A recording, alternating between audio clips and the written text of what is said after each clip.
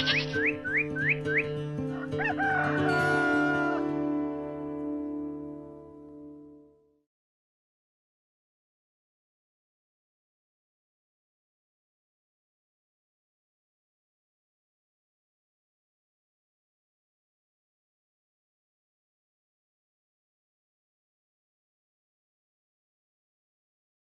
días a todos.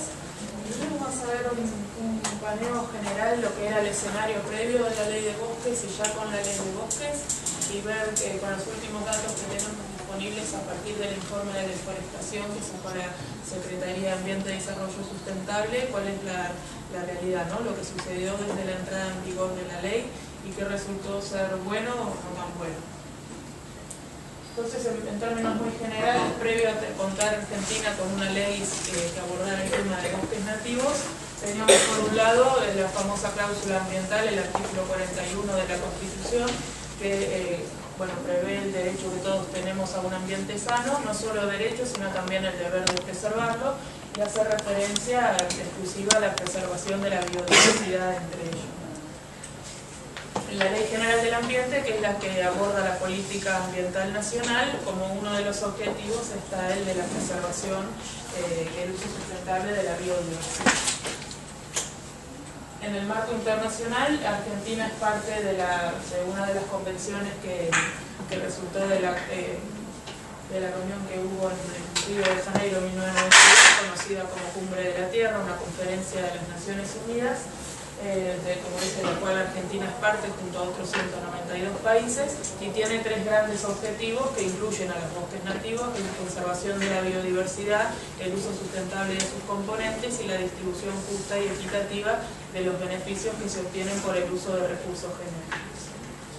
Vinculado a ello, otra convención que resultó de Río 92 es la de cambio climático y su vinculación con biodiversidad, cómo el cambio global desde lo climático que atraviesa el mundo afecta a la biodiversidad, pero también cómo la preservación y el uso sustentable de la biodiversidad puede ayudar a combatir el cambio climático. Y también vinculado a ello la de desertificación, ¿no?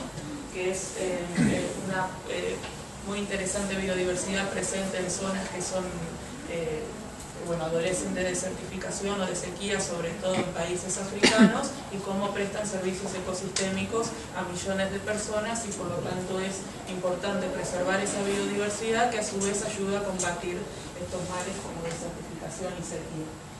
Y cosas más, un poco más tibias, con las otras convenciones que sí son obligatorias para los países. En materia de bosques tenemos el Foro de Naciones Unidas sobre bosques, que básicamente todo país reconocido en el marco de Naciones Unidas es parte de este foro y participa. Aborda todo tipo de bosques, no solo los nativos, sino también las plantaciones, e incluye un acuerdo no vinculante en materia de bosques, que ahora el objetivo es que por lo menos, ahora se reunió el Foro de Bosques este año, es que para cuando se reúna en 2015 tratar de convertir a ese acuerdo en vinculante para las partes y que por lo tanto sea obligatorio. Y luego está el llamado Proceso de Montreal, del cual son parte 12 países, entre ellos Argentina, que lo que hacen es desarrollar criterios e indicadores para la conservación y la ordenación sustentable de bosques templados y boreales. Pero esto es, digamos, más mera guía para los países que algo obligatorio como las otras convenciones internacionales. Entonces, ya yendo a lo que es estrictamente en el plano nacional, previo a la sanción de la ley de bosques, teníamos a un país que estaba en emergencia forestal, reconocido por las propias autoridades. Teníamos provincias argentinas que bien o tenían una ley base en tema ambiental o incluso específica sobre bosques nativos, pero variaba de una provincia a otra, no había estándares iguales para todas las provincias. La afectación de bosques nativos traía aparejado también que se afectara la biodiversidad, también el suelo, que hubiera comercio ilegal de madera que no era lo suficientemente controlado, y otro tipo de problemáticas vinculadas a bosques nativos, y también no solo afectación de lo natural, sino de lo social, ¿no? Los conflictos sociales que esto traía aparejado. Entonces, por un lado, en ciertos lugares del país sucedía esto de bosques bien preservados, sea bajo alguna categoría de área protegida o por simple suerte que ahí no había llegado todavía a la frontera agropecuaria. Pero también en otros otros lugares, que sería esto, ¿no? El fuerte avance de la frontera agropecuaria y el no uso sustentable de los bosques. Entonces, en ese marco se dio una campaña a nivel nacional porque había, por iniciativa del diputado Bonazo, se había logrado la media sanción de la ley de bosques en esa Cámara, y después, a pasar al Senado, quedó trabada, recorrió varias comisiones, y ante no avance el proyecto en senadores para que finalmente se convirtiera en ley, unas 30 ONGs lideradas por Greenpeace, Fundación Vida Silvestre Argentina y FAN iniciaron una campaña para la recolección de firmas y demandarle al Senado que finalmente aprobara. Había mucha resistencia, sobre todo en las provincias del norte del país, a aprobar la ley. Y eso fue una iniciativa conjunta tanto de las organizaciones de la sociedad civil como de la ciudadanía. Se juntaron cerca de 1,5 millones de firmas, lo cual se elevó al Congreso Nacional con fines de incidencia. Entonces, habiéndose logrado en noviembre de 2007 que finalmente se aprobara la ley, vemos cuáles son los objetivos de esa ley que finalmente se logró aprobar. Por un lado, lo que busca es que se preserven los bosques nativos utilizando la herramienta de ordenamiento territorial de los bosques nativos, pero vamos a ver un poquito mejor de qué se trata. Por lo tanto, lo que busca es que no siguiera reduciéndose la superficie de bosques nativos que existía en el país y que ya había bajado sustancialmente de lo que otrora existía, ¿no? Por lo tanto, también mantener y mejorar los procesos ecológicos y culturales vinculados a los bosques nativos. Hace prevalecer, y lo dice expresamente, los principios que son dos principios fundamentales del derecho ambiental, el precautorio y el preventivo, y después fortalecer todo tipo de actividades dirigidas a la preservación y el uso sustentable de los bosques. Entre las previsiones está el ordenamiento territorial como un presupuesto mínimo que va a ser un estándar mínimo que se va a imponer a todas las provincias por igual. Una moratoria que iba a ser de 1 año, que no iba a poder, desde la entrada en vigor de la ley, por 1 año no podía haber desmonte alguno, que todos los sectores interesados en esta materia pudieran involucrarse en el proceso y participar. Se va a tener que hacer una evaluación de impacto ambiental para todo pedido de desmonte y se crea un fondo de compensación, ¿no?, para compensar a aquellos que en vez de deforestar deciden preservar los bosques. Que ahora vamos a ver un poco mejor de qué se trata. Entonces, en cuanto al ordenamiento territorial de bosques nativos, las provincias iban a tener 1 año para poder trabajar en ello, dándole participación a todos aquellos que estuvieran interesados, y van a tener que hacer el ordenamiento de esos bosques conforme 3 categorías de conservación, que ahora vamos a ver cuáles son, y siguiendo unos criterios que figuran en el anexo de la ley, que están todos interrelacionados. Una vez cumplido ese plazo, entonces iban a estar, cuando fuera revisado por la Autoridad Nacional de Aplicación de la Ley, que es la Secretaría de Ambiente y Desarrollo Sustentable, poder empezar a recibir dinero proveniente del Fondo de Compensación. Y desde ya que hasta las provincias no cumplieran con este ordenamiento de bosques, no iban a poder permitir desmonte alguno, aun cuando superara ese plazo inicial de 1 año. De hecho, hasta ahora hay 2 provincias que todavía, después voy a hacer referencia, no han cumplido con ese ordenamiento, u otras que lo habían hecho, pero por decreto provincial, cuando en verdad la ley es clara que tiene que ser de una norma que emerja de la legislatura provincial, ¿no? Y eso es una ley que no implica otro proceso muy distinto que algún simple decreto del Poder Ejecutivo Provincial. Entonces, sobre el ordenamiento territorial del bosque nativo se entiende como el poder zonificar territorialmente área de bosques que se encuentran en una jurisdicción determinada, es decir, en una provincia determinada, conforme las 3 categorías de conservación que indica la ley de bosques y siguiendo los criterios del anexo. Entonces veamos algunas de las 3 categorías y algunos de los criterios más importantes. La categoría roja, que es la máxima, que son para aquellos sectores de muy alto valor para la conservación y que merecen ser preservados estrictamente, entonces no corresponde uso alguno. Los de mediano valor son para la categoría segunda o amarilla, que si pueden llegar a estar degradados, se puede llevar adelante cierto tipo de actividad que sea de uso sustentable e incluso recuperar aquellos bosques que se encuentren degradados. Y en la tercera categoría, la verde sí que está abierta para desmonte, y a lo que apunta sobre todo el fondo de compensación, ¿no? Que aquellos que sean propietarios de campos con bosque que se encuentren en zona verde, para evitar que lo terminen deforestando, porque así tranquilamente lo podrían hacer, darle el incentivo de contar con dinero de ese fondo para pensarlo dos veces y no deforestar. Y algunos de los criterios, de los más importantes, es conforme la superficie, ¿no? que permita asegurar la supervivencia de comunidades vegetales y animales. Si es importante en superficie, habrá que considerar en cuál de esos tres categorías habrá. Su vinculación con otras comunidades naturales, porque hay especies que usan distintos ecosistemas, entonces para poder sobrevivir, tanto su conexión con distintas comunidades naturales como también con áreas protegidas para servir como corredores biológicos, es un criterio de importancia para la ley a la hora de zonificar los bosques. Desde ya que si existen valores biológicos sobresalientes como una especie que está en grave peligro de extinción y vale la pena zonificar esa zona en rojo, así habrá que hacerlo. La conectividad entre ecorregiones, que fue algunas de las fallas que se vieron en el marco del ordenamiento territorial de los bosques de las provincias, que a veces ni siquiera levantaban el teléfono para ver entre aquellas que eran limítrofes y compartían ecorregiones, saber cómo finalmente categorizaban una determinada ecorregión de un lado y al otro de los límites artificiales que crea el hombre, ¿no? Y había mucha diferencia entre cómo categorizaba una provincia y la otra. Bueno, el estado de conservación vinculado con las categorías según si era de alto, mediano o bajo valor, o si era factible de estar muy degradada, de recuperarlo con la en esa dirección, ¿no? Y después con el potencial que puede tener la zona de que se trate, sea desde el punto de vista forestal, que sea sustentable en cuanto a lo agrícola, o bien la conservación de cuencas, ¿no? Que es un tema que es bien marcado en la ley de bosques.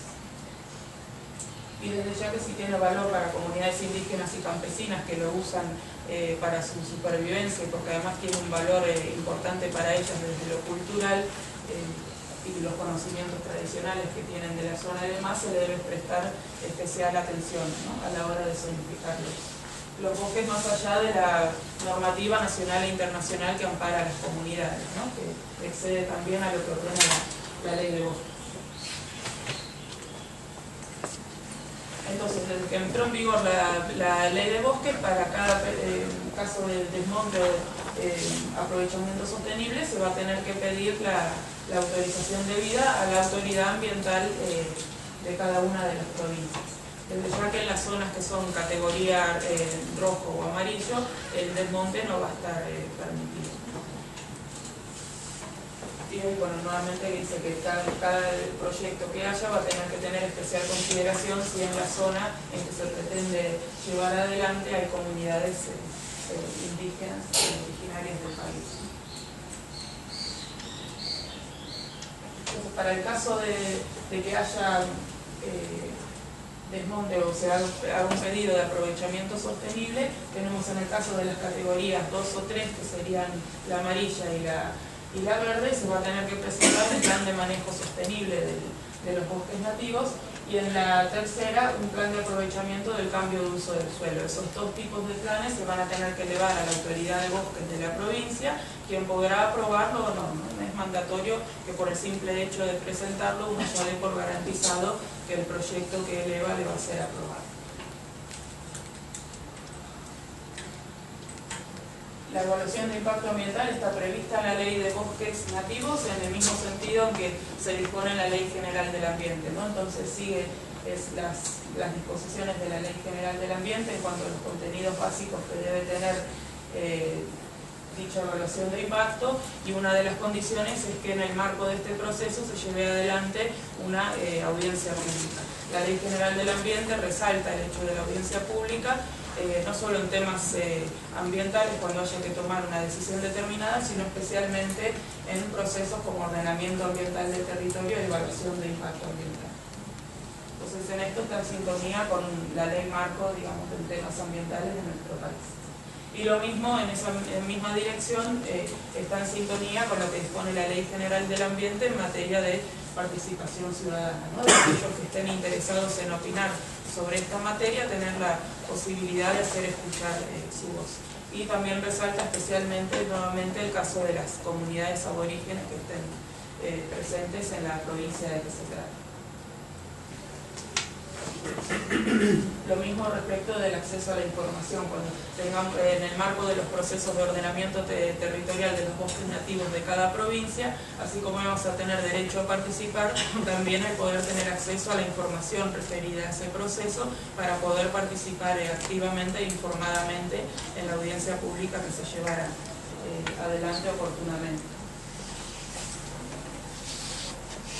Entonces, los desafíos que se veían al momento de sancionarse la ley de bosques es que la reglamentación fuera oportuna y que se le diera la posibilidad a todo interesado de poder participar de ese proceso, que el fondo de compensación que crea la ley de bosques se implementara satisfactoriamente y el destino, el uso del dinero fuera transparente. Para ello, bueno, había que considerar los mecanismos necesarios, ¿no?, para hacerlo en la reglamentación, y que cada provincia trabajara seriamente en el ordenamiento territorial de sus bosques nativos, lo cual no fue así después en el día a día. Hubo casos bastante problemáticos o escandalosos. Hoy vamos a ver el caso de San.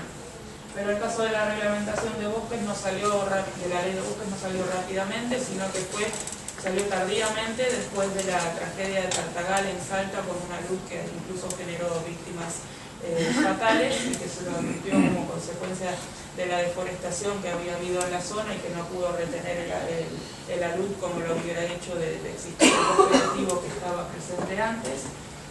Pero se hizo rápidamente y no hubo oportunidad para las ONGs u otros actores de poder hacer aportes al mismo, ¿no? Entonces se perdió una interesante oportunidad para poder hacer aportes a ese proceso. Y entonces consideramos que los mecanismos de transparencia necesarios como para asegurar un buen funcionamiento del fondo de compensación no se pudieron ver reflejados satisfactoriamente en esa reglamentación. Y en cuanto al tiempo que ya pasó desde la entrada en vigor de la ley, como decía, ahora hay dos provincias que restan presentar su ordenamiento, que son Buenos Aires, que por lo menos hizo el anuncio el último 5 de junio con motivo del Día Mundial del Ambiente, que ya tenía listo su ordenamiento territorial de bosques nativos. A nosotros nos han acercado informalmente algunos de los mapas que resultaron de ello, pero el texto oficial del proyecto de ley que se va a elevar a la legislatura de Buenos Aires y los mapas definitivos y completos todavía no están disponibles en la página del OPDS, ¿no?, que es la Autoridad Ambiental de la Provincia de Buenos Aires. Y el otro caso es el de Entre Ríos, que no tenemos ningún tipo de noticias, incluso con organizaciones socias nuestras que trabajan ahí como Fundación MBWA, ¿no? Así que ahí va a haber incluso un ordenamiento más tarde. Bueno, la cuestión del fondo de compensación, que se veía como uno de los grandes desafíos para la implementación de la ley de bosques, lo que cabe resaltar es cómo se compone este fondo de compensación cada año, que va a ser unas partidas que no pueden ser inferiores al 0,3 del total del presupuesto de cada año, entonces eso va a ir variando año tras año, y el 2% del total de las retenciones al campo, ¿no? Esas son las dos principales fuentes. Después hay otras menores, pero las que principalmente alimentan el fondo son las dos primeras, las más importantes. La forma en que se va a distribuir es anualmente, ¿no?, a aquellas provincias que hayan cumplido con su ordenamiento territorial de bosques y no esté judicializado por algo en particular, como es el caso de Córdoba, que sí cumplió con hacer su ordenamiento, pero como está judicializado, no se le están enviando fondos de este fondo de compensación. Entonces, para las cuestiones que se van a tener en cuenta para la distribución de este fondo, va a ser, por supuesto, primero que se haya cumplido con el ordenamiento como corresponde, después la superficie de bosques nativos que tenga la provincia, la relación que haya entre el tamaño de la provincia y la superficie de bosques nativos, y las categorías de conservación declaradas, ¿no? Con esto también incentivando a las provincias de que cuanto más incluyan en rojo y amarillo, más iban a terminar recibiendo por este fondo de compensación. la forma en que se iba a utilizar, un 70% de este fondo tiene que ir destinado a compensar a aquellos que deciden preservar los bosques nativos, que va a ser abonado por hectárea y por año, y si el responsable del proyecto hace bien las cosas, va a poder ir renovando este beneficio anualmente. Por supuesto va a tener que rendir cuenta de qué es lo que se hace, más allá de las tareas de control que debieran hacer las provincias, que es una de las fallas de implementación de la ley. Y el otro 30% va destinado a la autoridad de aplicación de cada provincia, ¿no? Sobre todo para fortalecimiento institucional, para generar sistemas de monitoreo, de información, de asistencia técnica y financiera, y poder hacer monitoreo en el campo para ver si efectivamente a lo que se comprometieron los responsables de los proyectos se está cumpliendo o no, detectar deforestación ilegal, ¿no? Para eso se espera se utilice este 30% de lo que recibe. Bueno, ya que en materia del Fondo de Compensación va a estar sujeto a los controles que corresponde de la Sindicatura General de la Nación, de la Auditoría General de la Nación, esto en el marco de la Secretaría de Ambiente y Desarrollo Sustentable, que tiene una dirección de bosques, que recibe frecuentemente a gente de la Auditoría General de la Nación, también del Defensor del Pueblo, para hacer todo tipo de relevamiento de información y auditoría.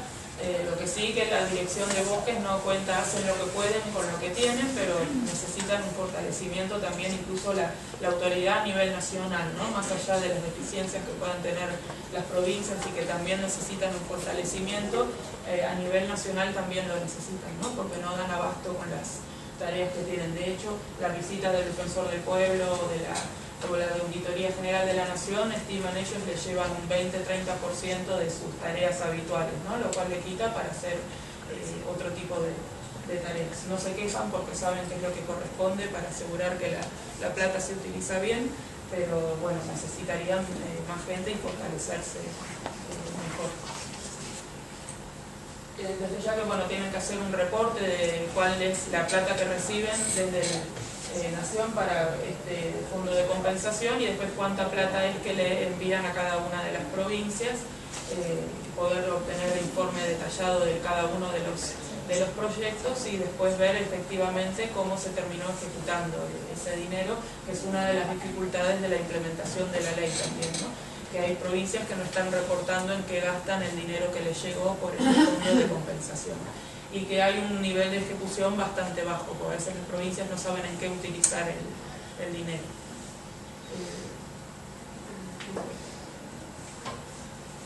Y por ejemplo el tema del financiamiento es otra cosa importante. Recordemos, mientras no estuvo la reglamentación, si bien la ley estaba vigente, no había plata para el fondo de compensación porque la ley todavía no estaba reglamentada por el Poder Ejecutivo.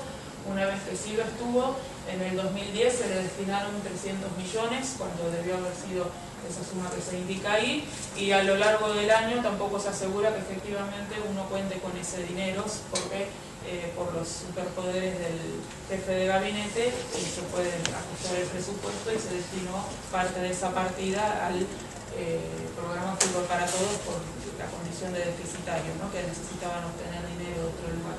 Lo mismo pasó en 2012, pero porque le habían sacado a Riachuelo, para reponerle lo que le sacaron al programa que se ejecuta en la cuenca Matanza-Riachuelo, le terminaron sacando a Bosques para reponerle a Riachuelo lo que le habían quitado para derivarlo a Fútbol para Todos. Y la última cifra es que se destinaron para este año 230 millones, cuando debieron haber sido 2.327 millones, o sea, 10 veces menos de lo que correspondería. Estos cálculos que hacemos con Greenpeace y Fundación Vida Silvestre, solamente teniendo en cuenta las partidas que se componen con el 0,3% del presupuesto anual y el 2% de las retenciones, ¿no? Después están las otras fuentes menores, pero estos cálculos son hechos a grosso modo con esas dos principales fuentes del fondo de compensación, ¿no? Y lo que muestra es que cada vez el financiamiento va bajando cada vez más, lo cual es preocupante porque es hasta 10 veces menos de lo que debiera ser. ¿no? Creo que la respuesta que nos han dado oficialmente desde la Secretaría de Ambiente, que cuando le enviamos pedidos de información formales sobre esto, contesta en tiempo y forma y nos da información bastante detallada, pero el tema es que ellos lo advierten y incluso lo mencionan en el informe de deforestación que debían ya desde 2010 y finalmente salió a inicios de este año. Es como que la ven a una ley que va a ser de implementación en el mediano plazo, ¿no? Que las provincias tienen todavía mucho que aprender y en qué fortalecerse, entonces recién ahí van a poder estar aptas para llevar adelante estas tareas.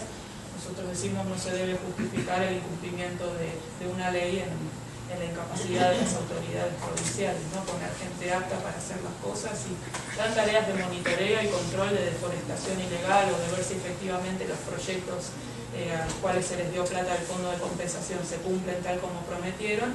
Sería algo, bueno, que implicaría mucho dinero y ahí ya tendrían razones para gastar el dinero, ¿no? Y un tema que creo, porque ya viene de la causa que va a comentar María Eugenia de Sales, es la particularidad que se dio, que quizás amerita también un seminario en particular, que es el tema de los silvopastoril, ¿no? Que claramente en el último informe de deforestación la Secretaría de Ambiente lo incluye como la afectación al bosque nativo por consecuencia de sistemas silvopastoriles, lo pone como dentro de áreas deforestadas. Y lo preocupante es que generalmente esos sistemas se practican en zonas amarillas, ¿no? Entonces eso no está, entendemos, no entra dentro de lo que se considera como uso sustentable del bosque, porque empieza con un arbolito de acá, de allá, de allá, y eso en verdad termina generando un parque, una plaza, y ya no tiene la función del bosque, ¿no? que existía anteriormente.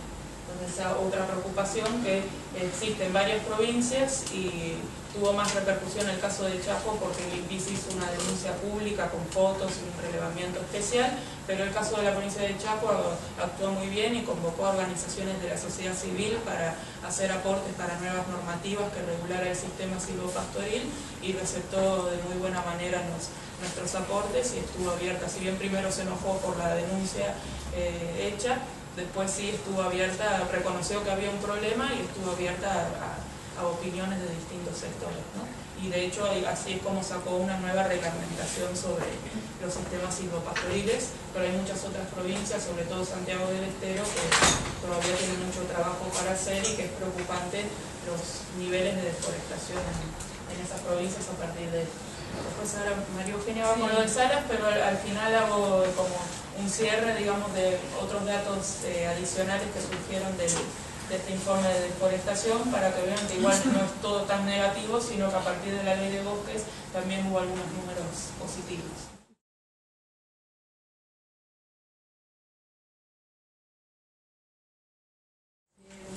Creo que en suma lo que claramente dijo Ana es como con la ley de bosques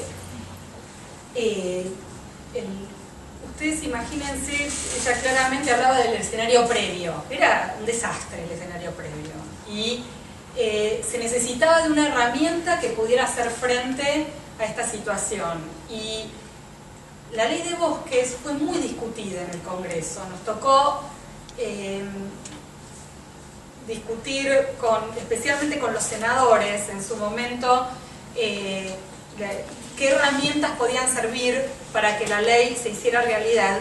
Y este fondo al que hace referencia Ana ha sido algo que formó parte de esa negociación en el legislativo. ¿Por qué? Porque el planteo que hacían provincias como Chaco, como Salta, es un planteo que puede sonarnos similar al que se hace internacionalmente. Era: fantástico, ustedes nos vienen a pedir ahora a nosotros que no desmontemos, pero varias de las provincias que están acá ya desmontaron y tienen libertad para hacer con sus territorios, tienen mayores libertades porque ya esa riqueza no la tienen, entonces pueden generar otras cuestiones, que es más que nada la lucha, lo que se plantea acá es el tema de la frontera agropecuaria, ¿no? Entonces el fondo entra de la mano de Capitanich. Capitanich estaba mucho en la discusión. Lo digo porque, digamos, él estaba muy interesado, lógicamente, porque Chaco estaba muy interesada en que esto pudiera, que que no significara un desamparo al ejercicio de actividades productivas, ¿sí? Entonces el fondo de compensación lo que intenta es generar un respaldo para aquellas autoridades que claramente van a tener que decidir proteger más algunas zonas, categorizarlas como bien explicaba Ana, en amarillo, en rojo, y sacrificar, entre comillas, otro tipo de actividades. Por eso es que se da esa distribución de un 30 para el control y un 70 para los propietarios, porque eso significa que un propietario vea más restringido su rango de actividades, ¿se entiende? En determinado predio. Y por eso es tan importante el financiamiento.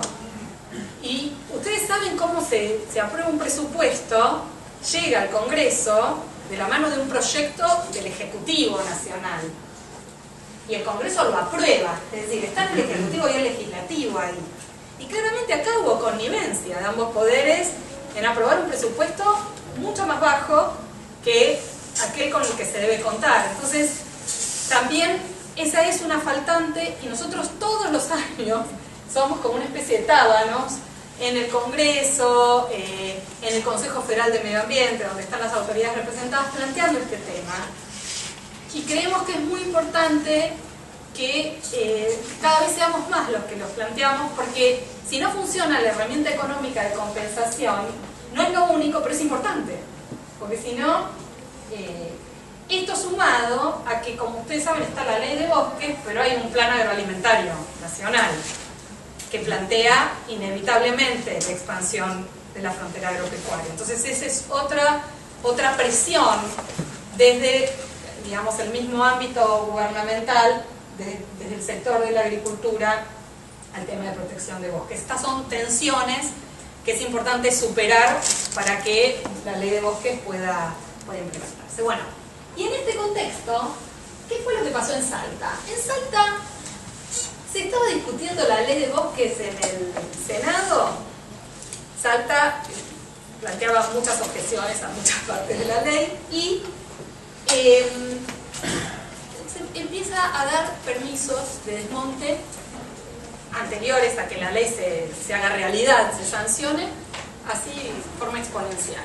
Da un montón de permisos de desmonte, la ley se aprueba en el 2007, ¿y qué es lo que pasa? Un montón de permisos de desmonte otorgados, varios no ejecutados todavía, gracias al cielo, pero sin cálculo de de qué van a significar todos esos permisos de desmonte implementados. Y con algo muy positivo. Ana hizo referencia a la Ley General del Ambiente, que viene del año 2002. Esa Ley General del Ambiente es una herramienta muy importante y se basa en un mandato constitucional que viene del 94 y trae una serie de principios y de herramientas como el ordenamiento ambiental del territorio, la evaluación de impacto ambiental, el acceso a la información, la participación ciudadana, herramientas que tienen que ver con la dinámica de la sustentabilidad. Y principios, como el principio preventivo y el precautorio, que vienen de, digamos, todo el movimiento, todo el derecho internacional. ¿Qué es el principio precautorio? ¿Alguien sabe qué es? Sí. Puede vincularse. Sacar el desmonte hasta que no esté aprobado el ordenamiento. O los pedidos de desmonte. Que hasta que no haya La evidencias, aplicación después viene hasta que no haya evidencias que demuestren lo contrario, digamos, se pone un principio precautorio, se congela, digamos. Claro, claramente el principio precautorio tiene que ver con la información. ¿Qué pasa cuando yo estoy en una situación muy riesgosa para el ambiente y no tengo suficiente información o no tengo certeza, ¿no?, de que mi actividad va a causar determinado daño? El principio precautorio lo que plantea es que aún con falta de certeza absoluta, científica, yo tengo que, ante el peligro de daño grave o inminente, actuar. Y esa actuación tiene que ver con, por ejemplo, si yo no sé qué impacto van a causar todos esos permisos juntos ejecutados, tengo que actuar. Y alrededor de esto es que surge la causa Salas. Esto es para introducirnos en esta causa.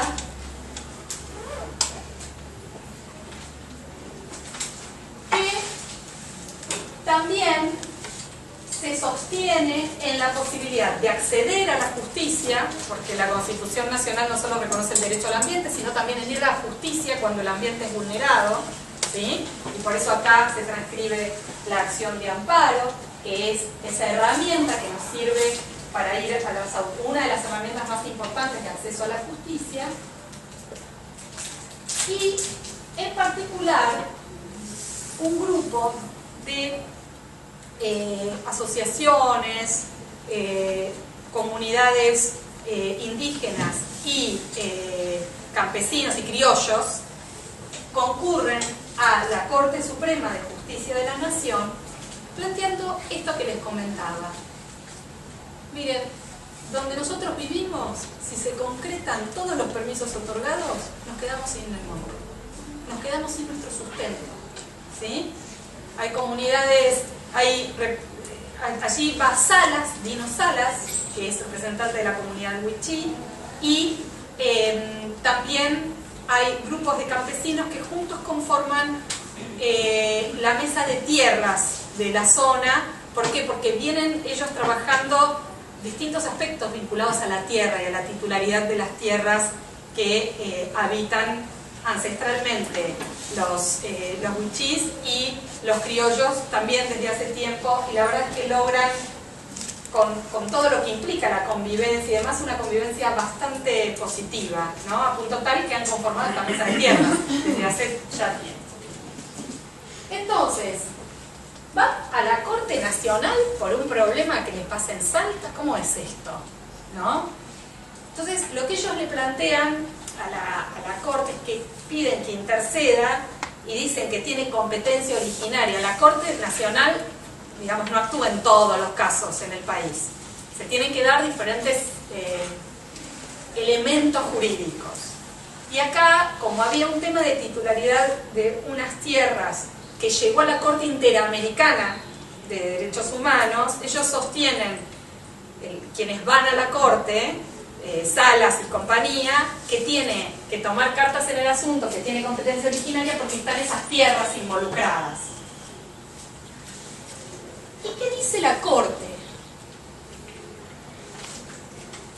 La Corte lo que les dice es que va a actuar, que todavía no define si tiene competencia originaria y exclusiva.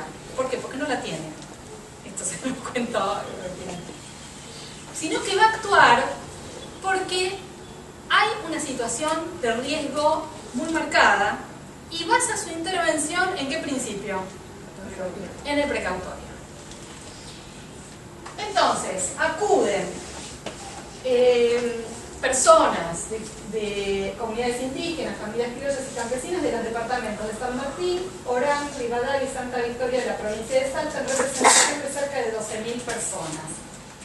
Sí, está muy bueno que el audiovisual que ustedes hicieron lo pasaran después en otra ocasión, porque es genial y trata sobre la situación de estos predios. Perdón que lo diga en público, pero la verdad es que es un material excelente el que han hecho. Me parece que puede ser muy gráfico, ¿no? Yo cuando estábamos preparando esto con Ana pensaba en este material con el que ya cuentan, que es buenísimo.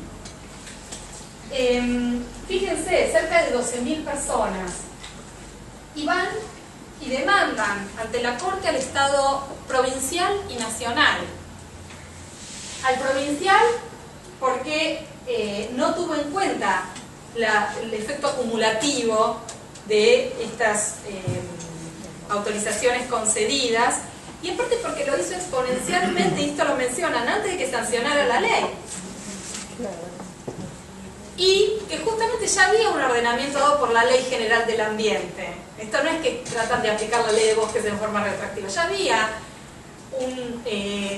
una base por la cual la autoridad se debía regir. Entonces le plantean a esta cuestión, y aparte plantean una serie de otras cuestiones que ahora vamos a ver vinculadas al daño ambiental realizado. Y al Estado Nacional por su vinculación con la temática y también por su vinculación a través de su rol en esta temática de tierras, de la Cajonat se llama, que ha llegado a la Corte Interamericana de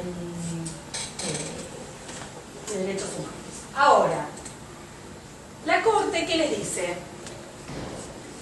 La Corte, bueno, aquí están las otras demandas que ustedes van a ver. Lo que se pide es el cese inmediato y definitivo de los desmontes, el deber de recomponer y restablecer el ambiente a su estado anterior si hubo desmonte, ¿sí? Y se pide una indemnización sustitutiva. Y a su vez se pide, junto con esta demanda, una medida cautelar, que esto es lo que vos conectabas con el principio precautorio y que tiene que ver, ¿por qué?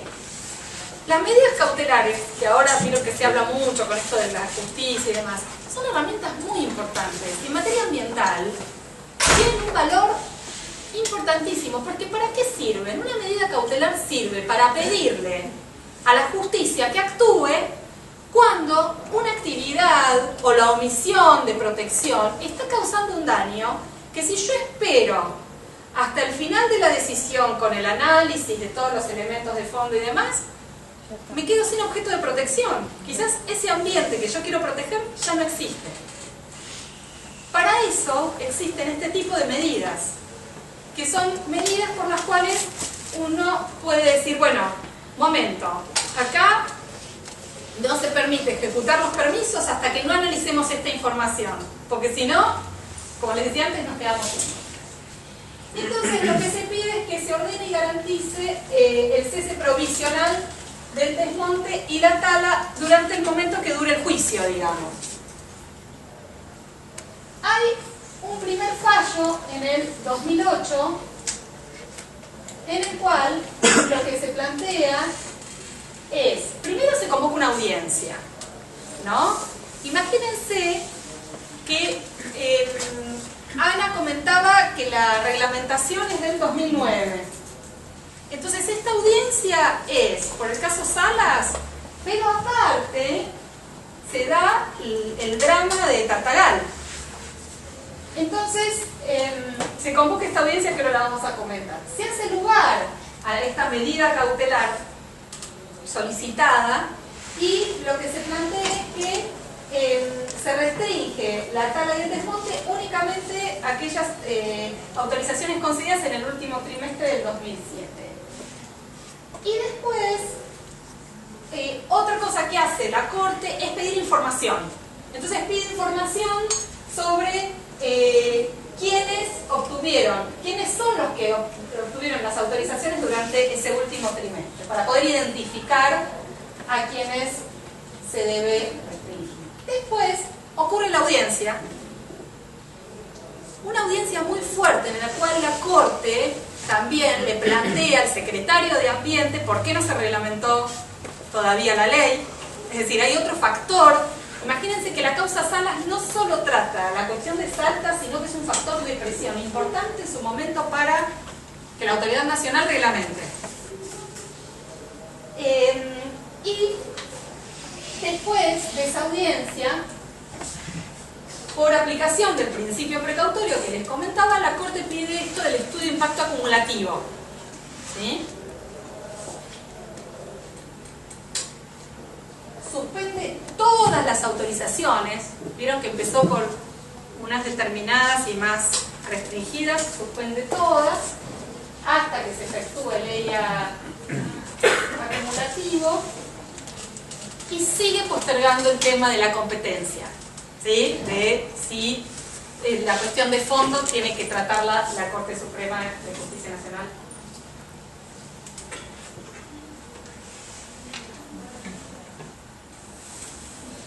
¿Qué hicimos con Greenpeace y Vida Silvestre? Seguíamos muy de cerca todo, también en comunicación con quienes presentaron la demanda, con la organización asociada también, y claramente ahí es cuando uno se debate cómo colaborar y para la finalidad que se plantea en la demanda, ¿no? ¿Qué podemos hacer las organizaciones para colaborar con esta finalidad? Y entonces decidimos, uno tiene diferentes posibilidades, puede ser también parte y sumarse como parte, como hacemos en la causa Riachuelo, que ahí somos parte del juicio, ¿no? Y apoyamos a los vecinos, o puede también asumir una figura que es la del amicus curiae, amigos del tribunal, por la cual da información al juez para que decida.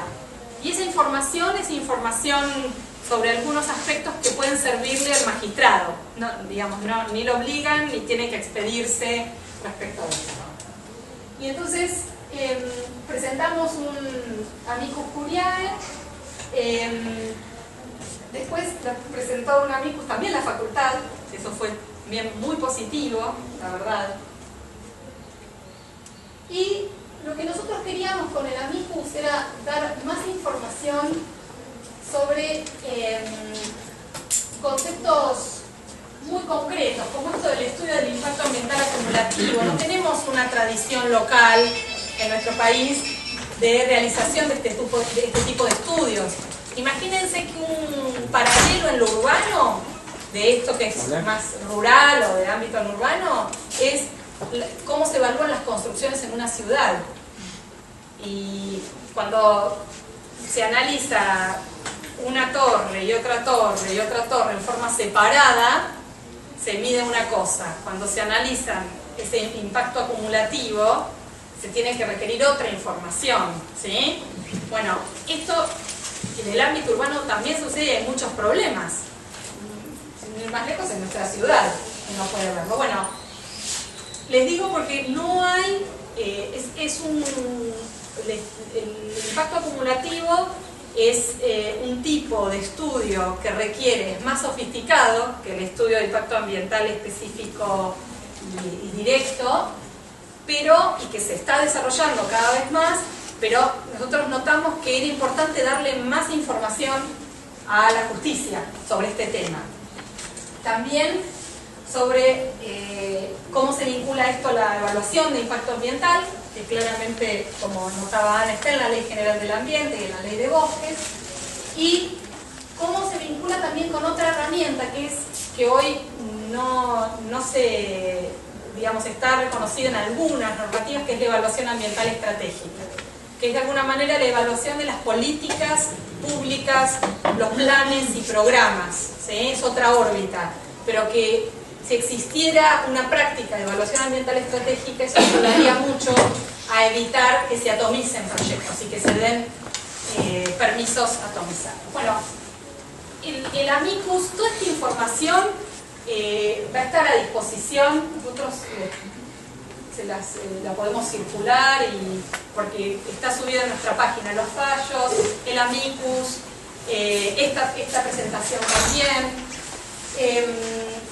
Pero lo cierto es que nosotros lo que intentamos fue dar más información para que sirviera a la decisión de la justicia en la causa. ¿Qué pasó en Salta? En el medio, esto fue presión. Entonces, la causa Salas para que se reglamentara la ley de bosques y también para que se hiciera el ordenamiento del territorio de los bosques nativos en Salta. Hubo mucha discusión y se sanciona en el 2009 también, ¿no? El OTBN, sí, el ordenamiento de los bosques nativos. Y finalmente se llega a esta distribución de zonas y les debo decir que este ordenamiento, que siguieron mucho las organizaciones locales, aún con todas las críticas que puede tener, la verdad es que tuvo una dinámica de mucha participación y entrecruzamiento, a punto tal que no terminó ni conformando a los ambientalistas, ni a los productivistas, pero terminó, yo creo que siendo una práctica de la que pudimos aprender bastante, y ya dentro de poco, el año que viene, se tiene que hacer de nuevo. Y se llegó a esta distribución de zonas de protección. ¿no? Que allí la pueden ver al mapa de zonificación. ¿Qué pasó después con Salas? Es decir, en la causa Salas se logran estos avances, hace el estudio de impacto acumulativo Salta con Nación, se presenta, y ¿qué decide con todo eso la Corte Nacional? Dice que no es competente porque es un tema local, que tiene que ir a la Corte de Salta, y encarga la continuación de la causa, bueno, justamente a la justicia salteña. Pero, ¿qué es lo importante? Lo que le dice también, no es que deriva el tema, ya está, no, lo que plantea es, se hizo el estudio de impacto acumulativo, los permisos no pueden ejecutarse como habían sido dados, se tienen que adecuar al nuevo mapa, se tienen que adecuar a la ley de bosques y al ordenamiento del territorio que hizo Salta. ¿Sí? ¿Qué pasó con la Corte salteña? Todavía no se expidió, y esto fue a fin de 2011, se notifica en 2012 esta decisión. Justamente, ¿qué sintió la gente de las comunidades? Se sintió desamparada cuando la Corte deriva este tema a Salta. Y yo creo que ahora el gran desafío es poder colaborar con estas comunidades, porque han logrado algo muy importante para ellos y para todos, porque la verdad es que la presión que significó para la reglamentación nacional, la presión para el ordenamiento de Salta, es decir, estos son los distintos efectos, ¿no?, que tiene una decisión de este tipo. Pero creo que ahora es muy importante que se pueda generar información y presión hacia la Corte de Salta y generar información que llegue cada vez más a los medios de esta situación. Es decir, como una estrategia judicial y también de difusión, ¿no? Porque es muy importante, tiene un valor muy grande esta intervención de la Corte, pero no es que el tema ya se terminó. Por el contrario, continúa y hay que seguir batallándolo de alguna manera en el ámbito de Salta y respaldando, ¿no? ¿Por qué digo esto? Porque hay asuntos que siguen preocupando y que estos son datos que surgen tanto del informe de las AITS, de la Secretaría de Ambiente, como de REDAF, ¿no? De los dos.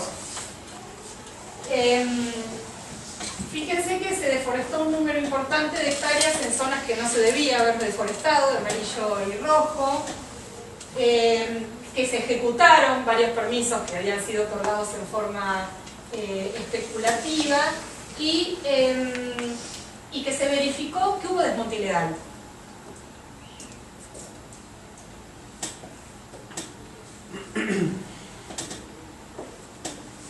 También que hubo recategorizaciones dadas por las provincias de una manera no adecuada, es decir, contraria a la ley, y justamente el informe de la REDAF con la cooperación de la Facultad y del INTA revela un importante número de hectáreas desmontadas en las categorías protegidas. Entonces, estas son indicadores preocupantes. Antes de pasar al cierre general, yo les quiero transmitir algo que siempre es el gran desafío, ¿no?, cuando uno analiza y participa en estos temas. Los datos son preocupantes, pero también hay que destacar lo valioso de esta acción y que yo creo que me animo a decir que los datos hubieran sido peores si no hubiera existido la acción de Salas, ¿no?, en estos departamentos. ¿Esto qué significa? ¿Que nos podemos quedar tranquilos? No.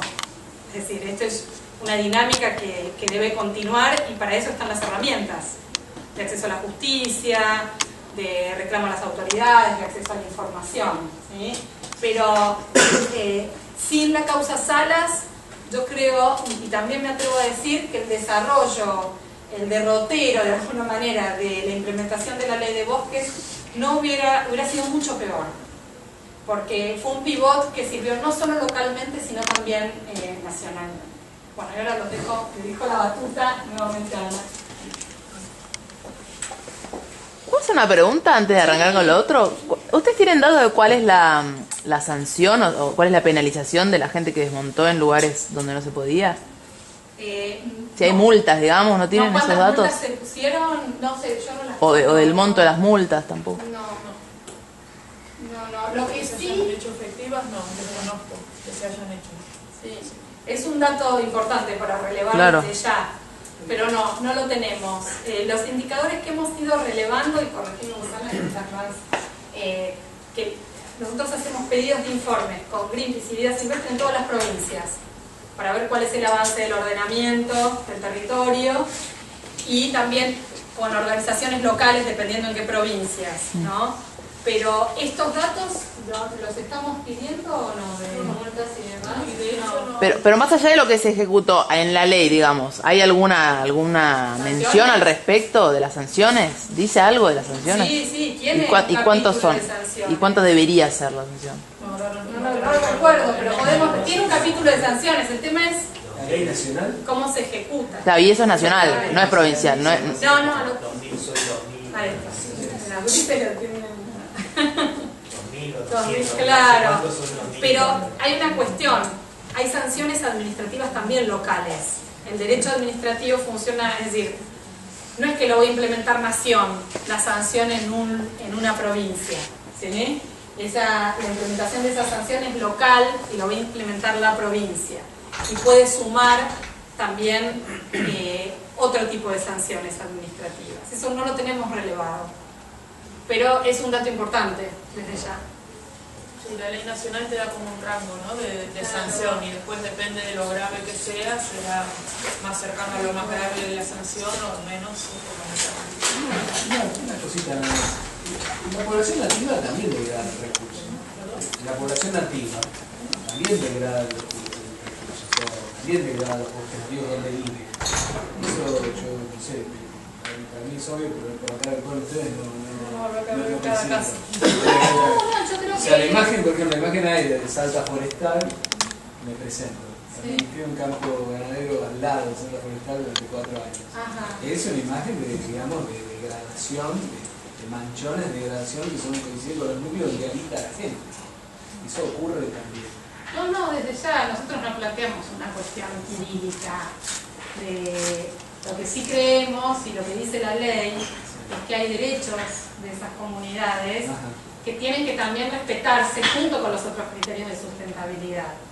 Y justamente los wichís, que son los que hacen este planteo, Sí. lo que viven, y a mí me tocó ir al poco tiempo que salió el fallo, lo que me decían que estaban viviendo por primera vez era problemas de desnutrición en los chicos. ¿Por qué? Porque el equilibrio que les daba antes el monte, de que sacaban el alimento, la medicina y demás, ya se había perdido.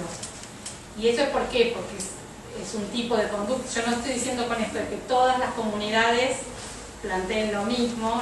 Aquí en el caso Salas estamos viendo esta situación. También las comunidades nativas tienen que cumplir con la ley. Y a eso iba tu... No, es que es una cuestión natural de que, digamos, las necesidades de las comunidades nativas no son las mismas que tuvieron históricamente. Ahora hay gente que tiene una esperanza de vida, sanidad, educación, y el recurso, no sé si está, el recurso, no sé en qué medida es sostenible para atender esas nuevas necesidades de las comunidades nativas. Lo que pasa es que yo lo vería al revés. Yo creo que han sido necesidades que nunca han sido atendidas. Por eso, Porque ahora cuando lo que está el recurso sucediendo... no da. No creo que el recurso no dé. Yo creo que es como justamente cuál es el uso de ese recurso. Claro. No es el recurso, es porque el recurso, si es por eso, no da para nada de lo que hacemos nosotros. Lo que estamos planteando es cómo nos vinculamos con el recurso. Y lo que sucede con las comunidades nativas es que vos pensás que vivimos de una manera durante casi 200 años y recién se les reconocen sus derechos ancestrales desde la OIT, que es anterior a pocos años antes del 94, el convenio internacional del que formamos parte, y después en la Constitución. Eso genera, no solo en vinculación a los bosques, en vinculación a un montón de actividades, un replanteo que es, bueno, hay gente, aparte de los criollos, hay gente que tiene otro vínculo con la tierra, que tiene otros derechos que hay que reconocer. Entonces, si ya el desafío de la sustentabilidad vinculada a los recursos es enorme para todos, imagínate para gente a la cual se le desconocieron derechos y se le negaron derechos durante muchos años y ahora se les reconocen en la letra. Después, cuando vas a los hechos, pasa, en algunos lugares estamos un poquito avanzando y en otros lugares, como pasó ayer, se mató a otro miembro de la comunidad de la primavera, los POM. Entonces, es decir, no es simplemente, estamos en una situación muy difícil de gente, y vuelvo, esto no significa tratar idílicamente esas comunidades, sino reconocer los derechos que les pertenecen y combinando algo que es un desafío también para los abogados ambientalistas e indigenistas, que es cómo se combinan los derechos. Porque la sustentabilidad del recurso, la sustentabilidad del ambiente tiene que vincularse, digamos, en forma armónica a esos derechos. Los derechos no pueden significar, por ejemplo, voy a decir algo grosero, pero para graficarlo, no podría, por más de que exista un vínculo ancestral con la tierra, una comunidad permitir algo absolutamente insustentable como actividad que provoque un impacto ambiental que va a actuar en detrimento de la misma comunidad y sus descendientes, ¿sí? Entonces ahí están los criterios de sustentabilidad de los que hablaba Ana. Y ahí está el equilibrio.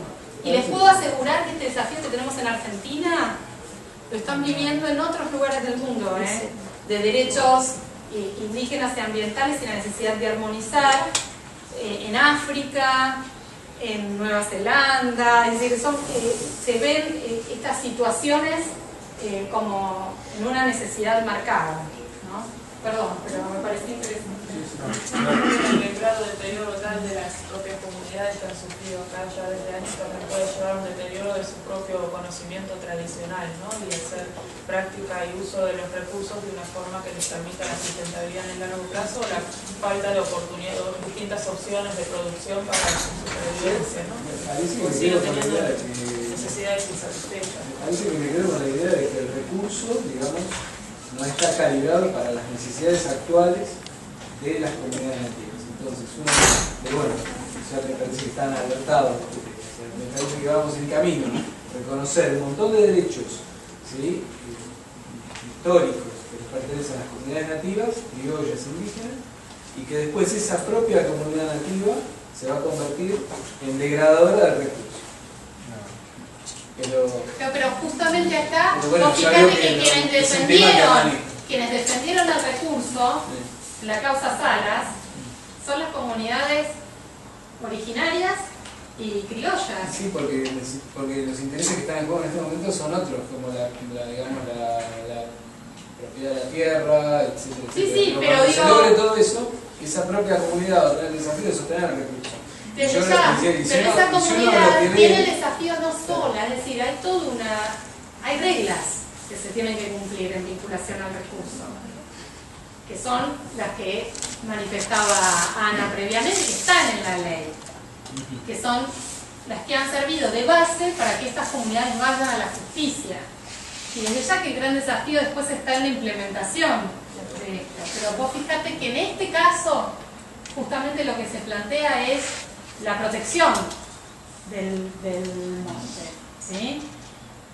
Y después, desde ya, hay un montón de desafíos en la implementación, porque el reconocimiento está, lo que es en la implementación de estos derechos, que implican grandes desafíos para todos, en términos de participación comunitaria y en términos de participación específica de las comunidades, ¿no? Que se da en temas de minería, es decir, no es solamente en vinculación a bosques. Sí, no, simplemente me parece muy importante que un poco sale de esta discusión. Mi nombre es Damián Vega, yo participo desde hace unos meses, creamos un grupo de estudio y trabajo en agricultura familiar, acá de la facultad. Me parece muy importante rescatar lo llamativo de que en este lugar, en este territorio en Salta, así como muchas otras provincias, son los campesinos y los indígenas los que son los actores sociales que impulsan la defensa de los recursos naturales. Eso para tener como presente con quién uno puede dar, digamos, la batalla de la defensa de la naturaleza, de los recursos naturales, etc. Totalmente. Y justamente ese motor es el que hace que después pueda existir un cierto monitoreo de implementación. Bien. Es decir, es el motor digamos, de los ciudadanos, de las organizaciones, que es el que hizo que se llegara a una ley de bosques, el que después tiene que ver con estas expresiones territoriales y ejercicio de derechos a nivel territorial. Bueno, para el cierre en términos generales, como decíamos, cuando entró en vigencia la ley de bosques hablamos de una emergencia forestal en Argentina, que lo que se apuntaba con esta ley era poder lidiar con ella y hacerle frente, que si bien no es lo óptimo que se esperaba, el escenario es mejor que previo a la entrada en vigor de la ley de bosques. Resaltábamos como falencia todavía el hecho que hay 2 provincias que todavía no cumplieron con su ordenamiento, estando ya harto vencido el plazo como para hacerlo.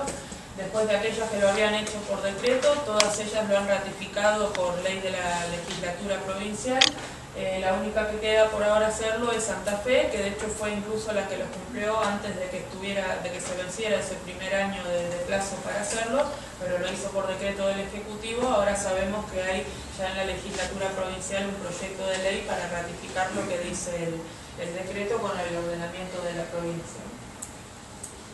Bueno, según los datos oficiales, en cuanto a la moratoria, ese primer año que desde la entrada en vigor de la ley de bosques, que no iba a poder llevarse adelante de desmontes, no fue del todo acatada, ¿no? Porque según la información del informe de deforestación de la Secretaría de Ambiente, hubo en la zona que relevaron, que es la región chaqueña, la selva misionera y de las yungas, se deforestaron más de 470.000 hectáreas, cuando no debiera haber habido deforestación alguna durante todo ese 2008.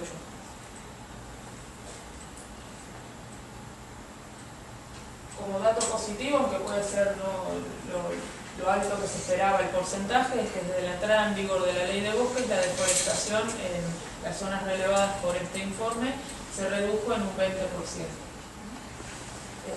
Después, principalmente en aquellas que realizaron su ordenamiento de bosques, provincias como Chaco, Misiones y San Luis, la deforestación bajó en esas provincias un 50%.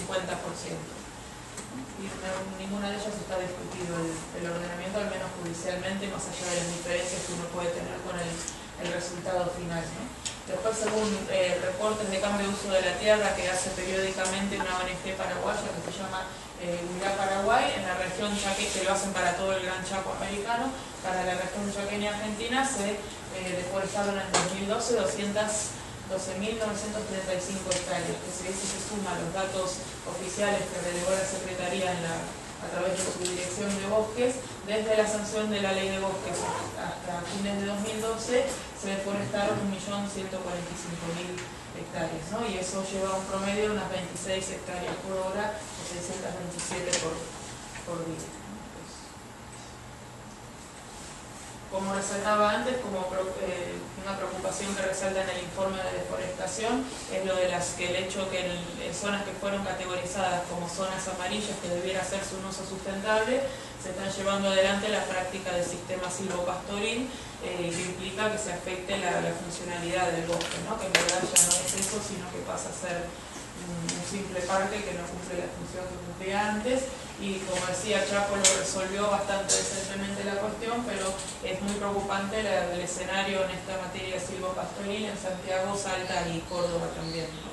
Córdoba en el marco de un ordenamiento del territorio que está judicializado porque fue muy escandaloso, ¿no? Se había concertado un ordenamiento territorial con la participación de todos los actores y de la noche a la mañana la legislatura se aprobó algo totalmente contrario, que era un proyecto que favorecía al sector productivista. Entonces, dándose la espalda a todos los actores que participaron, se resolvió todo lo contrario y la Universidad de Córdoba lo llevó a la justicia. Como decíamos, las autoridades provinciales deberían aprovechar la tecnología disponible e incorporar para facilitar el acceso a la información, que es una parte central de la ley de bosques, poder hacer un seguimiento satelital de las áreas forestales y poder detectar, sobre todo, deforestación ilegal, ¿no? Poder facilitar denuncias, que es una cuestión por la que a nosotros muchos nos consultan, que uno de los temas en general por lo que llegan muchas consultas a FAN en sí son los bosques nativos, ¿no? Pero el poder facilitarle, que no tienen idea cómo hacerle llegar a la autoridad ambiental de la provincia una denuncia que quizás pasa en un departamento alejado de la capital provincial, y cómo hacer que esa denuncia llegue en tiempo y forma para detener, por ejemplo, un caso de deforestación ilegal y que se le ponga fin y no lleguen a deforestar todo lo que se propone, ¿no? Eso es una vía que no está todavía incluso pensada a nivel nacional, ¿no? De bajarle líneas a las provincias de cómo facilitar lo que ocurre en el terreno, denunciarlo rápidamente a la autoridad provincial máxima en temas de bosques, ¿no? Y el fortalecimiento de los controles en el terreno para detectar este tipo de actividades ilegales, o aquellos que sí se les aprobó proyectos por el Fondo de Compensación que efectivamente hagan lo que tienen que hacer y no utilizando la plata para otra cosa. Bueno, como decía, la ley sigue desfinanciada y lo que preocupa es que año tras año se ve que la cantidad asignada, la partida, es cada vez menor. La ley de presupuesto en los últimos años se ha aprobado a libro cerrado, entonces tampoco es factible proponer cambios y lograrlos. Y de hecho hay muchos de los diputados y senadores que en su momento eran ya diputados y senadores y votaron esta ley, que consienten que para esta ley, como para muchas otras, no se les asigne el presupuesto que claramente dice la ley, ¿no? Porque te establece porcentajes específicos, no queda al arbitrio del Poder Ejecutivo de turno cuánta suma darle, sino que se compone de porcentajes que simplemente es hacer la cuenta y asignarle el monto que corresponde, ¿no? Y ahora que se estima que que solo el 10% de los fondos girados a las provincias se han rendido y efectivamente ejecutado, ¿no? Por ejemplo, a la provincia de Salta se le ha enviado plata por el Fondo de Compensación en los últimos 4 años y como no reportó nada, la Secretaría le suspendió el envío de nuevo dinero hasta tanto reporte en qué utilizó ese dinero y cuánto es que ejecutó del total que se le envió también, ¿no? Entonces, más información y mayor transparencia sobre el funcionamiento del fondo, más allá de que no se le da la plata que corresponde, es un tema de preocupación en los próximos meses, ¿no? Entonces, como dos grandes desafíos, desde ya el poder lograr la voluntad política de que haya una correcta asignación para el fondo y que digamos que es como la médula, ¿no? El corazón de la ley. Entonces, el poder lograr un sistema que sea sólido, que sea serio y que sea transparente es como esencial para poder pagar por los servicios ambientales que nos prestan los bosques y poder compensar a aquel que realmente está interesado en preservar el bosque antes de deforestarlo y destinarlo a otro uso, ¿no? Y el desarrollo, si bien la ley de bosques implicó que se haga un avance sectorial en ordenamiento territorial, que es bien particular para los bosques nativos, lo que nos debemos todavía como país es un proceso general, ¿no? De ordenamiento del territorio, que esto de la ley de bosques es bien particular, pero implica algo más amplio y con todos los desafíos y las exigencias de participación y acceso a la información, que son los principios básicos que nos baja la Ley General del Ambiente, ¿no? Entonces eso es también poder subsumir los distintos intereses particulares y intereses colectivos en semejante proceso, pero eso es algo que hay algunos proyectos de ley dando vueltas. Parece que el que más predomina es el del Ministerio de Planificación, que justamente el fuerte del mismo no es la sección ambiental, sino que es más lo industrial y lo productivista, pero todavía no hay novedades en ese sentido. Allí, perdón, ¿no? Sobre el ordenamiento territorial, hicimos 2 publicaciones, nosotros con la Fundación Cambio Democrático, que están en nuestro sitio web. En el sitio de FAM están las publicaciones enteras que pueden bajar. y justamente en el segundo tomo, son tomitos chiquitos, ¿no? Analizamos los distintos proyectos de leyes de ordenamiento ambiental del territorio en forma comparada. Ahí los pueden ver, y este es el ministerio que mencionaba Ana. Y en el último informe del MAR, que lo tengo acá porque que lo pueden bajar íntegro del sitio, yo parezco una vendedora, pero en este informe, que lo pueden bajar completo del sitio, hay sobre la ley de bosques 3 artículos muy buenos. Uno es de Ana, que aborda más que nada el tema de los desafíos legales e institucionales. Otro de Manuel Jaramillo, de Vida Silvestre, y otro de Hernán Giardini, de Greenpeace. Están coordinados estos 3 artículos para tratar la temática de bosques. Me parece interesante porque ahí hay también un mapita de los ordenamientos. Es un seguimiento de la ley de bosques, claro. Informe tras informe se hace como una especie de mapa de bosques y la información que vamos recibiendo de las provincias que contestan a nuestros Claro, informes. el mapita con qué provincias hicieron, cuáles no, el ordenamiento, bueno. Digo, esta es información que por ahí les puede ser útil, y justamente Giardini toca el tema de ganadería intensiva, de los silvopastoriles y la experiencia de Chaco, y Jaramillo el tema de misiones. Digo, eso es información bastante actual, a eso me refiero.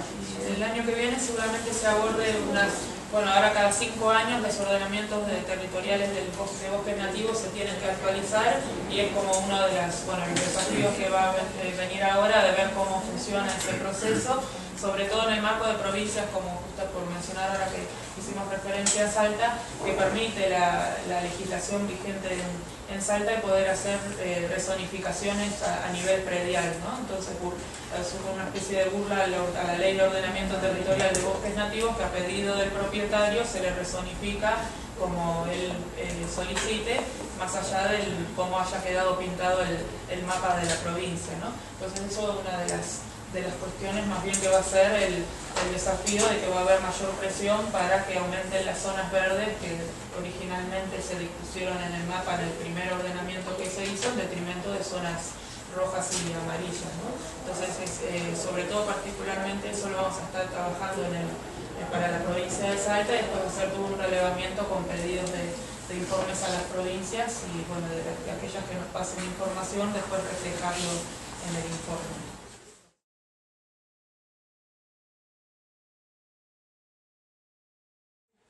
Dos preguntitas, súper interesante la presentación. Una pregunta que te quería hacer, María Eugenia, lo que contaste del caso Salas, ¿no sirve también como antecedente jurídico? O sea, ¿no sienta un precedente para...?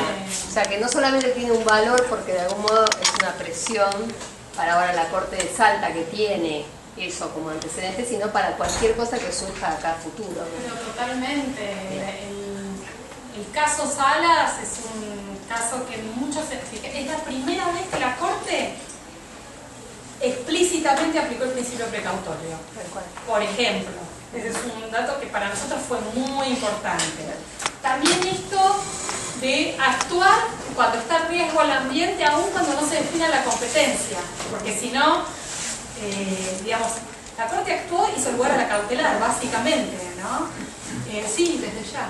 Bueno, y la segunda cosa es, Sí. ¿en la ley no está previsto algún tipo de restauración después de la forestación? Porque así como está el tema que preguntaban recién de las multas, Sí. cuando se deforesta un lugar que no se debería deforestar, ¿no está previsto algún tipo de mecanismo de restauración de un área deforestada?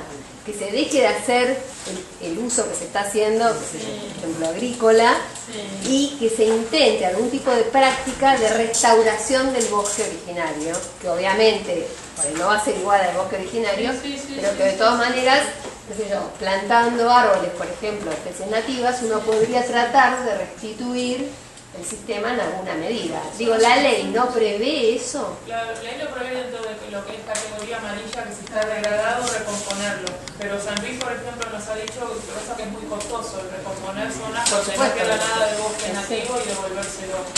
Sí, seguro. Conozco otras provincias que tienen ese tipo de iniciativa, pero no es sencillo, tampoco económico, es muy costoso. pero la que actualmente nos dijo de ese tipo de iniciativa es de la propia provincia, ni siquiera un proyecto en particular que pide por este fondo de compensación, sino una iniciativa del propio Ministerio de Ambiente de San Luis.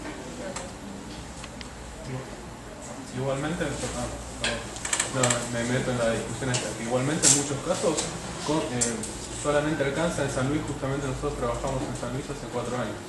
Y ahí vos dejás de intervenir en ese bosque y el bosque se recupera solo, obviamente no con la misma estructura de la vegetación y muy modificado, pero eso se arbustiza en muy pocos años y evolucionará algún bosque diferente, pero evolucionará. O sea que el argumento de los costos no es un argumento tan válido. Sí, hay un documento sobre recomposición de bosques nativos, del componente bosques nativos y biodiversidad, en la Secretaría de componente bosques nativos, tiene un montón de documentos que están ahí en la página. Hay uno que es sobre recomposición, y analiza la posibilidad de recomposición de la. Gracias. Una cosa, Ulises, perdón, Ulises quería decir algo y ¿quién estaba hablando? Después. Disculpa, Ulises. Sí, me interesaba, gracias por la exposición, me fue interesante. Me interesaba saber la opinión de ustedes sobre esta cuestión de la transparencia en la asignación de fondos y si hay alguna propuesta o alguna idea de cómo a través de nuevos mecanismos o qué tipo de mecanismos podrían ayudar a que la distribución de fondos sea más transparente, de más fácil acceso también, que es otro problema para los propietarios que quieren acceder a ese fondo, esta cuestión de tener que presentar un plan de manejo que requiere que sea aprobado y pasar diferentes instancias y después de esa manera acceder al fondo. Sí, en primera instancia, pensando en la plata que Nación le manda a provincias, una de las particularidades que se da es que en muchas de ellas no tienen una cuenta específica para ese dinero, entonces se pierden las grandes arcas de la provincia, después no se sabe qué es lo que se hace con ese dinero. Entonces, el tener que cada provincia tuviera una cuenta específica para el monto que le llega por este fondo de compensación sería un avance. Después, aparte, estaría la plata que le llega al particular, ¿no? Por un proyecto en particular que envíe.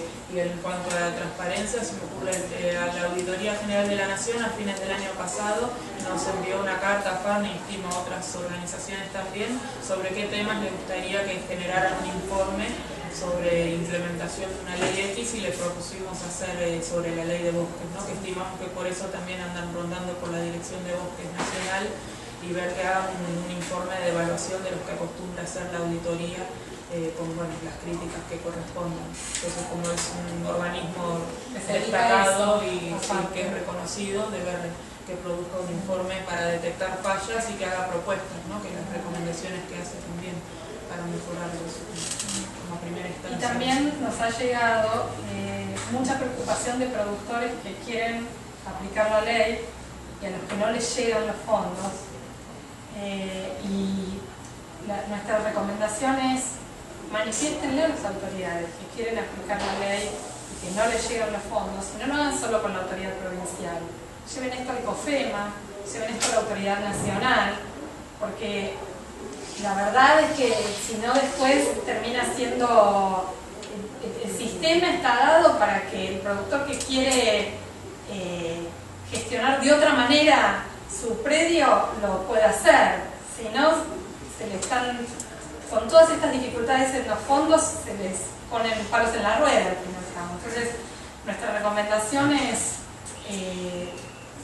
digamos, de la mano de la transparencia y demás, pero que también los productores empiecen a reclamar esto, ¿no? Empiecen a hacerlo de una manera que tenga mayor llegada y difusión. Sí. Respecto de la restauración, me preguntaba cómo se manejan los criterios de priorización de proyectos a nivel de cada provincia, porque si desde la Nación se pudiera bajar una línea de qué tipo de proyectos priorizar, yo sé que se eligen con ciertos criterios los proyectos de cada provincia. Se supone que tienen que ver con los criterios que trae la ley. Claro, pero vos podés decidir algo más a restauración o algo más a algún otro tipo de cosa. Y entonces ahí, bueno, podrían, digamos, poner algún criterio que priorice fondos bajo ciertas circunstancias, ciertos contextos, priorice a restauración. En algunos lados, en algunos lugares. El COFEMA, que es donde tratan estas cuestiones, yo no tengo conocimiento de que se haya planteado alguna de las cosas que tienen en el, yo sé que en el fuego tienen criterios de priorización que cada año van cambiando. Sí, pero puede ir cambiando de provincia a provincia, no hay algo que sea igual para todos. Bueno, que ahí es un trabajo plantear. Sí. Y el COFEMA, el Consejo Federal de Medio Ambiente, trata estas cuestiones también, ¿no? Claro, pero digo, se podría...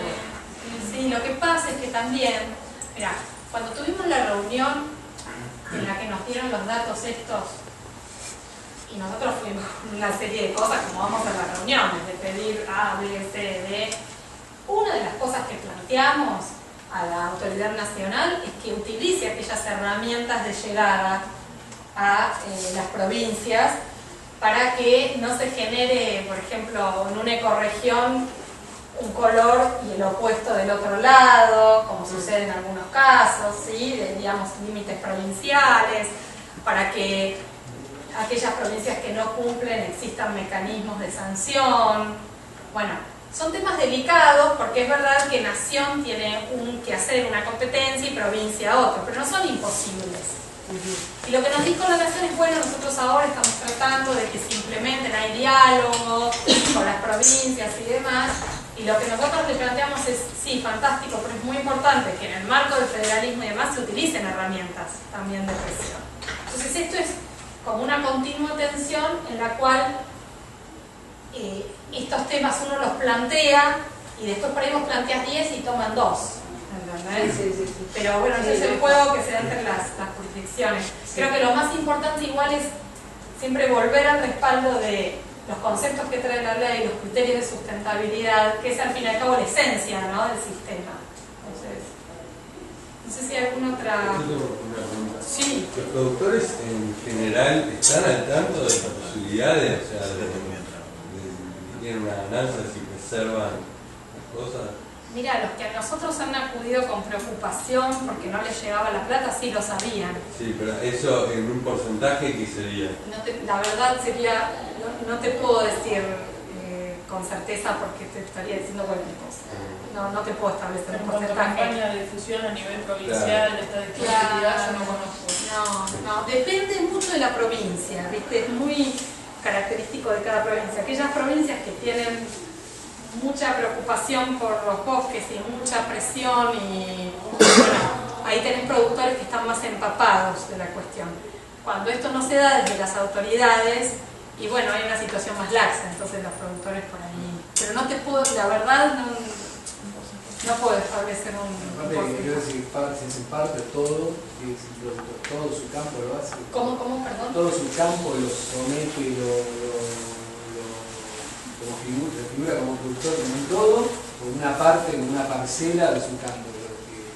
Y bueno, va a depender de las dimensiones y del color que tenga, o los colores que tenga en su ámbito, digamos. Pueden convivir en un mismo campo distintos colores. Digamos, toda la zona más baja,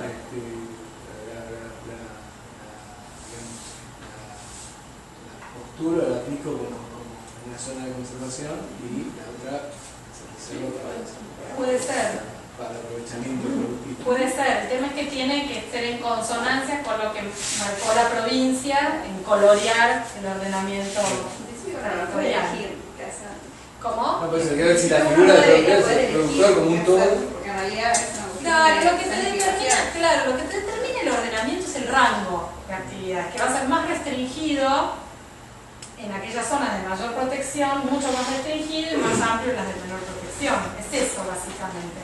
El tema es que después lo que yo quiera desarrollar va a tener que, no es que ya está el ordenamiento y yo hago desarrollo, no. Lo que quiera desarrollar tiene que cumplir con una evaluación de impacto, por la cual yo le voy a decir a la autoridad, mire, voy a hacer esto, la autoridad me va a pedir a mí ciertos estudios y demás, y en caso de que sea de significativo impacto también voy a tener que someter mi emprendimiento a audiencia pública. ¿Sí? Estas son las pautas, ¿no?, que se dan. Y parecido a los permisos de desmonte. Sí, claro. Sí, una consulta. Sí. En la Argentina me parece que existen varios lugares donde hay campesinos o indígenas que su territorio fue pintado de verde por la ley. ¿Qué herramienta legal les queda, siendo que ellos en muchos de estos casos quieren proteger los bosques a pesar de que fue pintado de verde? Estoy pensando en un ejemplo también de vuelta en San Luis, en el Valle del Condal. ¿Qué herramienta les queda entonces a estas comunidades? Esas comunidades pueden plantear diversas cuestiones. Pueden, primero, tratar de incidir en un nuevo ordenamiento, digamos, porque los ordenamientos se tienen que actualizar cada 5 años.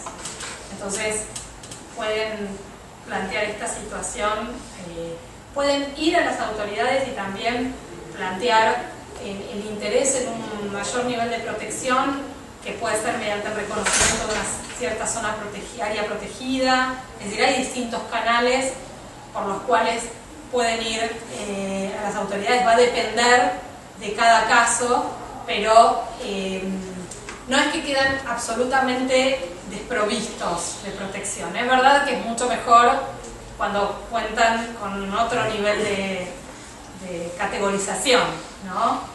Pero viendo cada caso se puede, y si hay interés de la comunidad en un mayor nivel de protección, se puede ver con ellos qué valores se le puede otorgar, por ejemplo, a esa tierra, si hay un valor ancestral, histórico y demás, como para plantearlo a las autoridades.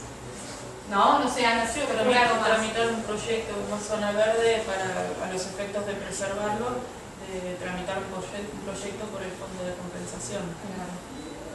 Que a eso apunta sobre todo, ¿no? Y también hay otro mecanismo, que eso es otro capítulo, que se está debatiendo mucho a nivel internacional, es el de RED. El de reducción de RED con 2D. Reducción de emisiones por deforestación y degradación. ¿Qué es esto de RED? A nivel internacional, en todas las discusiones de cambio climático, bueno, se intenta otorgar un valor a los bosques en pie, digamos, de alguna manera, ¿no? Y todos los servicios que brindan estos ecosistemas. Y entonces, lo que plantea el mecanismo RED, que está en construcción, y hemos en Francia se han desarrollado investigaciones que ustedes pueden encontrar los resultados en nuestra página, y hubo una investigación específica de RED en Gran Chaco. Lo que se intenta es que se dé un valor a los bosques en aquellos países que son proveedores de servicios ecosistémicos a nivel internacional también, ¿sí? Y a nivel nacional. Entonces, es otorgarle un valor a esos grandes sumideros, y también como sumideros, y también por el valor que presentan estos ecosistemas. Entonces, ustedes saben que las negociaciones en cambio climático lamentablemente no van bien a nivel internacional, pero el tema RED es uno de los que más ha avanzado. Así que si les interesa información sobre esta temática, entonces también se pueden buscar este tipo de mecanismos que están, digamos, en construcción. Pero, por ejemplo, cuando se hizo esta investigación de RED en Gran Chaco, hicimos un taller en Chaco. Y la verdad es que hubo mucho interés de los productores por el mecanismo. Entonces, digo, son otros mecanismos de protección que es bueno combinarlos con los existentes, ¿no? Bueno, muchas gracias.